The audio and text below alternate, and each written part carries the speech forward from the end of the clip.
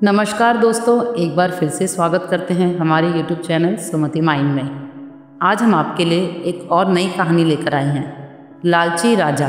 लालची राजा की कहानी। तो चलिए आइए शुरू करते हैं। यूरोप में यूनान नाम का एक देश है।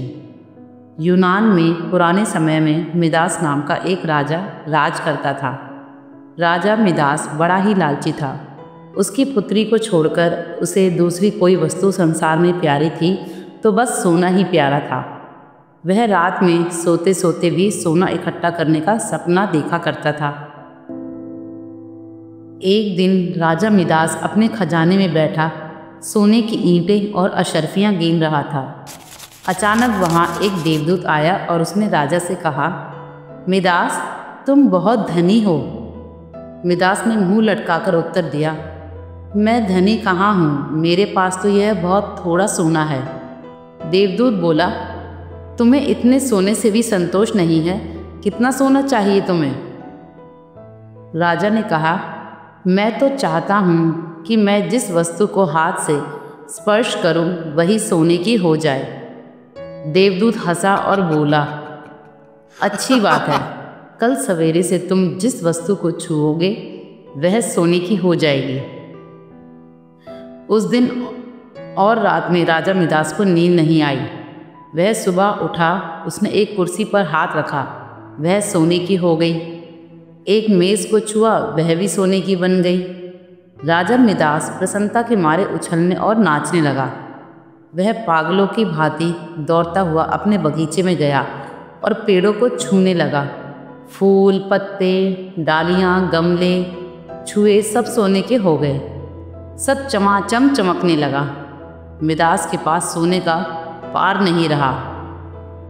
दौड़ते उछलते में मिदास थक गया। उसे अभी तक यह भी नहीं पता लगा था कि उसके कपड़े भी सोने के होकर बहुत भारी हो गए हैं। वह प्यासा था और भूख भी उसे लगी थी। बगीचे से अपने राजमहल लौटकर एक सोने की कुर्सी पर बैठ गया।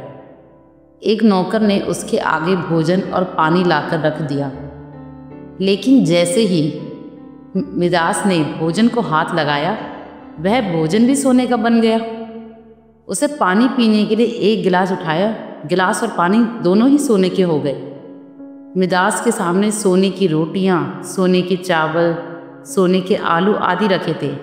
वह भूखा प्यासा था, सोना चबाकर उसकी भूख नहीं मिट सकती थी। मिदास रो पड़ा। उसी समय उसकी पुत्री खेलते हुए वहाँ आई। अपने पिता को रोते हुए देखकर पिता की गोद में चढ़कर उसके आंसू पोंछने लगी। मिदास ने पुत्री को अपनी छाती से लगा लिया, लेकिन अब उसकी पुत्री वहाँ कहाँ थी? गोद में तो उसकी पुत्री भी सोने की इतनी वजनी मूर्ति थी कि वह उसे गोद में उठाए बिना नहीं रख सकता था। बेचारा मिदास सिर पीट पीट कर रोने लगा। देवता को दया आ गई। वो फिर प्रकट हुए। उसे देखते ही मिदास उनके पैरों में गिर पड़ा और गिड़गिड़ाकर प्रार्थना करने लगा, अपना वरदान वापस लौटा लीजिए। देवता ने पूछा, मिदास, अब तुम्हें सोना नहीं चाहिए? अब बताओ, एक गिलास पानी मूल्यवान है या सोना, कपड़ा, रोटी मूल्यवान है,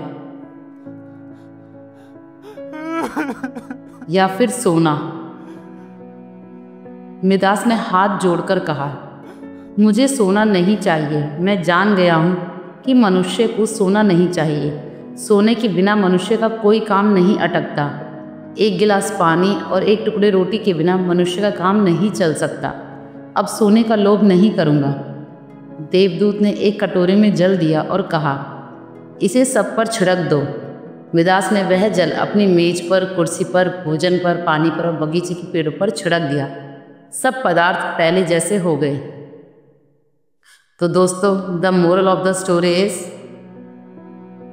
इस कहानी से हमें यह शिक्षा मिलती है कि मनुष्य चाहे कितना भी अमीर और कितना भी गरीब हो, उसे कभी भी लालच नहीं करना चाहिए। अत्यधिक लालच करने से उसके पास जो होता है वह उसे भी गवा देता है। आशा करती हूँ आपको यह आज की कहानी ज़रूर पसंद आई होगी।